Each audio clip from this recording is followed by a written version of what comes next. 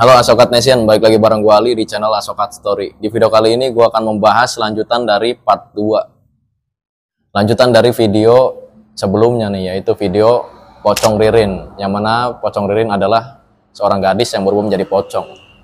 Di part 2 ini gue akan jelasin lebih detail lagi dan bagaimana sih akhir kisah dari gadis yang berubah menjadi seorang pocong tersebut. Oke, langsung lanjut aja.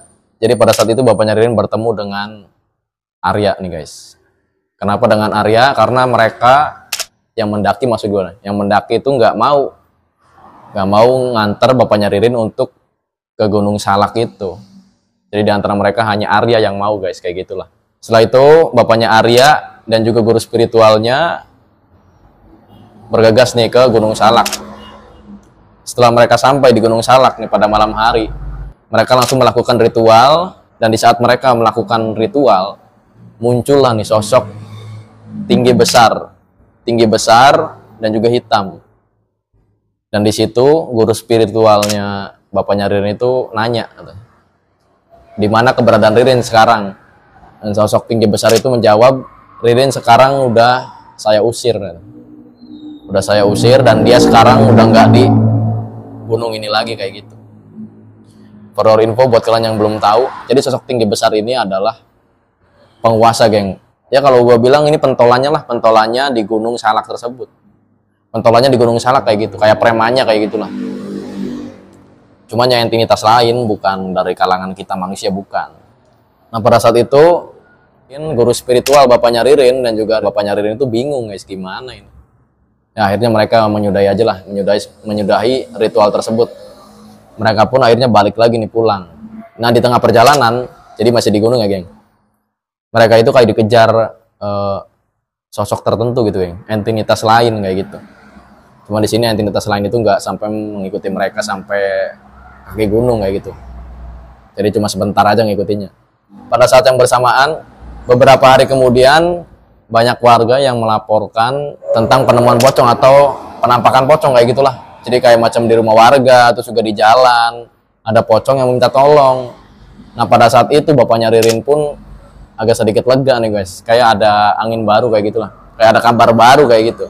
Setelah mereka tadi di ritual di Gunung Salak nggak menemukan Ririnnya, nggak, di sini kan ada kayak kabar baik lah kayak gitu.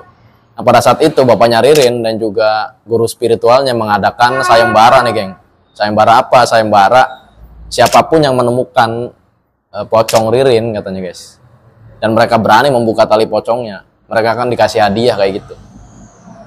Dan bapaknya Ririn pun sampai berani ngomong kayak gini guys, jadi kalau ada pocong di daerah Bogor kayak gitu, khususnya nih daerah Bogor dan sekitarnya, pasti itu anak saya katanya.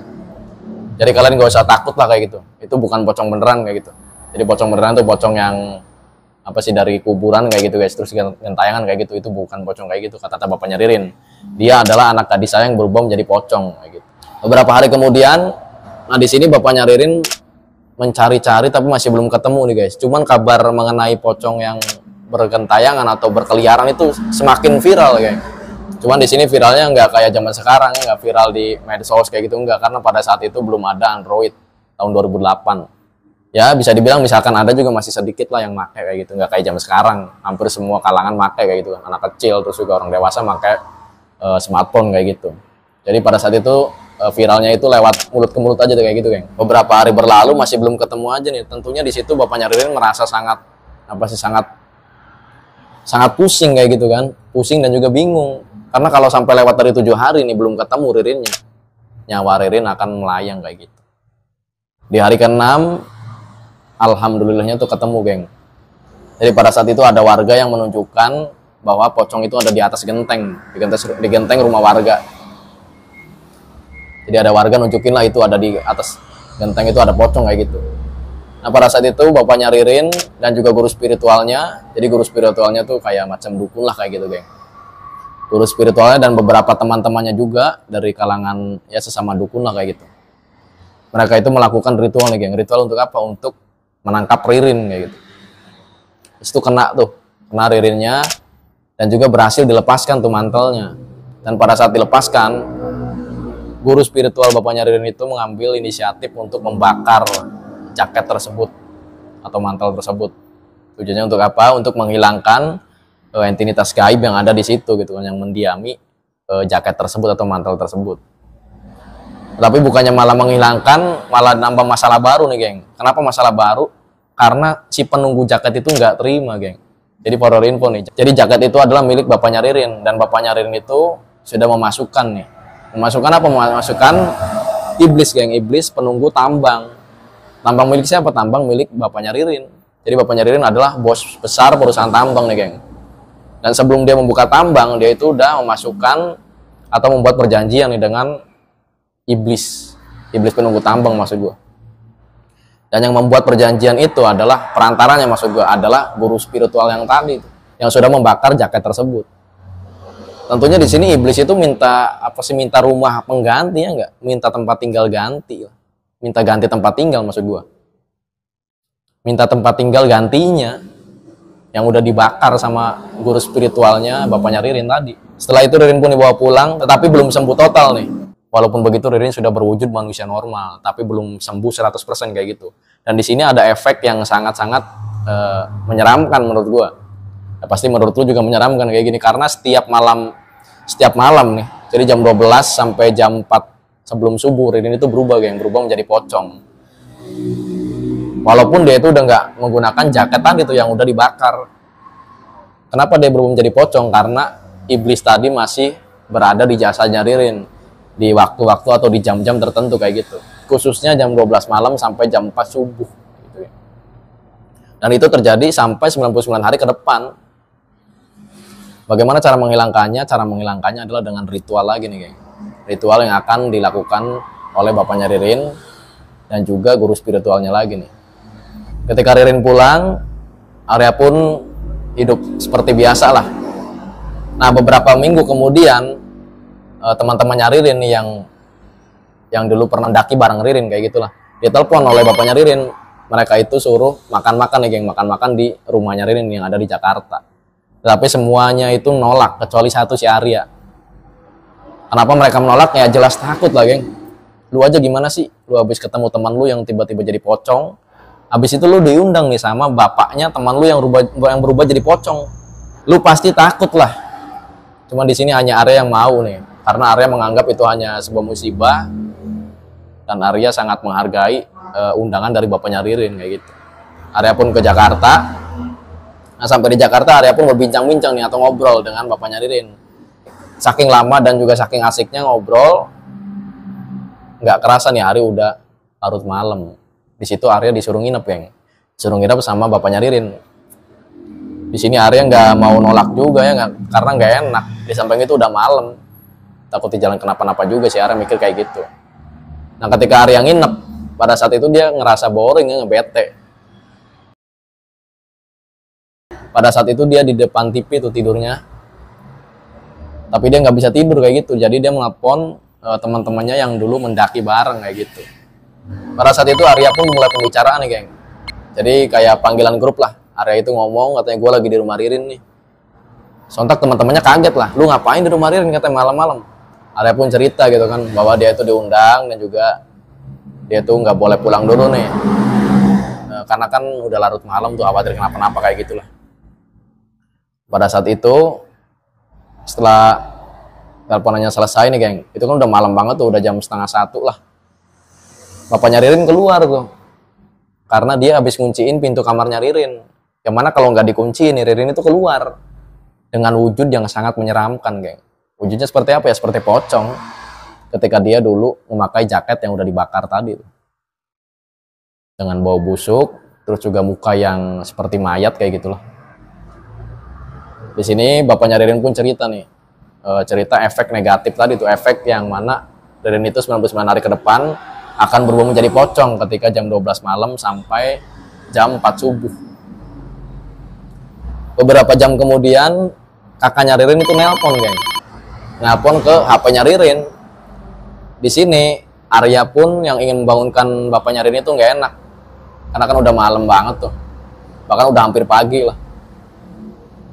Tapi kan posisi kakaknya Ririn di luar negeri, jadi ya nggak sama tentunya jam di sana sama jam di sini.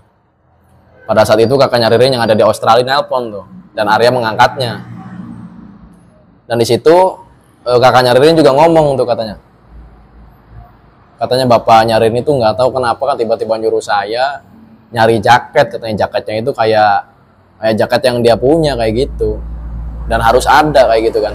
Cuman dia bingung nyarinya di mana, dan dia anggap barang itu kan nggak terlalu penting, jadi dia ya udahlah bodo amat, nyantai aja gitu kan. Nah cuman di sini Arya menyangkalnya geng, dengan ucapan, wah jangan kak, katanya ini harus ada jaketnya karena penting, karena Ririn lagi sakit. Dan Arya pun menceritakan semuanya geng, menceritakan tentang perihal dia itu jadi pocong, terus dia itu kembali berubah lagi, terus jadi pocong lagi kayak gitu. Dan di sini kakaknya Ririn pun sangat-sangat kesel dan juga jengkel ke bapaknya, karena bapaknya itu nggak ngomong kayak gitu. Dia hanya ngomong Ririn sakit dan dia minta dibelikan jaket kayak gitu. Jadi nggak dijelasin detail kayak gitulah. Pada saat itu kakaknya Ririn pun memutuskan untuk segera pulang nih ke Indonesia. Besoknya Arya pun kembali ke Bogor dan udah gak nginep di rumah Ririn lagi nih. Beberapa minggu kemudian kakaknya Ririn datang. Nah di situ dia pun marah-marah nih geng, marah-marah ke bapaknya Ririn. Pokoknya dia meluapkan semualah kejengkelannya. Katanya kenapa pak nggak ngomong, katanya kenapa bapak nggak ngomong, katanya Ririn kayak gini, terus juga bapak ngelakuin ini kenapa nggak ngomong.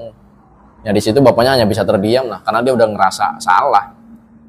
Habis itu kakaknya Ririn pun nelpon ke Arya untuk menemaninya mencari jaket yang diperintahkan oleh bapaknya tuh, untuk menggantikan jaket tadi tuh yang udah dibakar.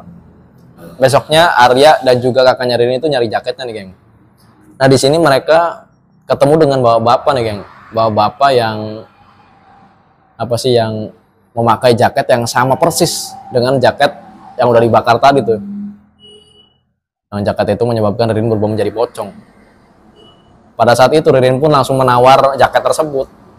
Tetapi bapak-bapak itu karena orang terpandang dan juga orang kaya, dia nggak mau ngelapasin jaketnya gitu aja lah. Apalagi dia kan orang baru baru kenal ya, nggak baru lihat, tiba-tiba pengen jaketnya, ya nggak mau dia lah. Akhirnya di situ kakaknya Ririn pun nangis dan juga dia cerita jujur nih geng, perihal kejadian yang menimpa adiknya yaitu Ririn yang berubah menjadi pocong terus sakit kayak gitulah. Di sini bapak-bapak yang memiliki jaket tadi yang ngerasa iba dan juga sedih juga sama. Jadi dia memutuskan untuk memberikannya aja cuma-cuma lah. Katanya untuk kebaikan juga untuk kesembuhan adik kamu, udah saya kasih aja jaketnya lah. Setelah jaketnya dapat nih guys, mereka pun sangat senang dan balik lagi ke rumah. Setelah itu mereka pun bergegas ke rumah nih geng, untuk melakukan ritual. Yang mana ritualnya cukup sulit menurut gua. Pada saat itu ada beberapa guru spiritual dari bapaknya Ririn datang ke rumah. Terus ada Arya dan juga ada kakaknya Ririn. Di situ Arya bertugas untuk memegangi tangannya Ririn. Kakaknya Ririn pun sama, untuk memegangi tangannya Ririn. Jadi satuan lah kayak gitu. Nah tugas bapaknya Ririn adalah memegang kakinya Ririn. Jangan sampai lepas tuh 3 orang tadi yang tugasnya memegangi tangan dan juga kakinya Ririn. Di situ guru spiritual bapaknya Ririn berbicara seperti ini, geng. Jadi ritualnya akan dimulai, jaketnya harus taruh di samping Ririn agar untuk memindahkan aura negatif atau hal-hal negatif ke dalam jaket tersebut. Jadi aura negatif tuh maksudnya gini guys, itu tuh kata kiasan. Maksudnya mah entinitas yang ada di dalam tubuhnya Ririn ini tadi tuh iblis lah. Iblis yang dulunya ada di jaket tuh pindahin lagi ke jaket yang baru kayak gitu. Dan pada saat itu guru spiritual bapaknya Ririn ngomong kayak gini, setiap Ririn ngomong panas katanya, harus dilepas nih tali pocongnya kayak gitu. Jadi pada saat itu guru spiritual bapaknya Ririn ngomong kayak gini geng, setiap Ririn itu berubah menjadi pocong dan juga dia itu berteriak panas, jadi tali pocongnya itu harus dilepas. Tapi kalau dia nggak teriak panas, jangan dilepas kayak gitu. Singkat cerita, tali pocongnya pun berhasil dilepas tuh 3-tiganya. Dan juga mereka guru spiritual bapaknya Ririn maksud gua berhasil memindahkan iblis tadi tuh ke jaket yang baru. Ritual pun berhasil dan pada saat itu bapaknya Ririn ingin agar Ririn itu dihilangkan guys, dihilangkan memori